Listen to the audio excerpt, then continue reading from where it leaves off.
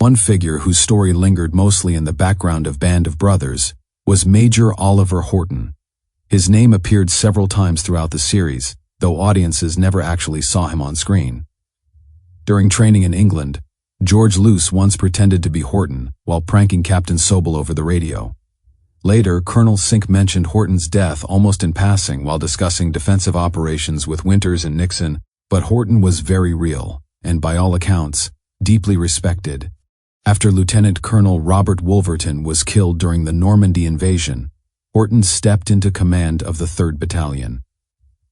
Originally serving as battalion intelligence officer and executive officer under Lieutenant Colonel Strayer, Horton suddenly found himself carrying enormous responsibility during some of the division's hardest fighting. He later parachuted into the Netherlands during Operation Market Garden, taking part in the dangerous effort to secure bridges and open a path into Germany. By October 1944, however, the campaign had bogged down into brutal fighting along the flooded lowlands and railways of Holland. On the morning of October 5th, Horton arrived near a defensive position by a railway station on the island between Arnhem and Nijmegen. Soldiers nearby warned him that German machine guns were covering the tracks and that remaining there was suicide. Horton ignored the danger and stepped out from cover. Almost instantly, machine gun fire struck him in the abdomen. The men dragged him behind the protection of a bunker, but there was little anyone could do.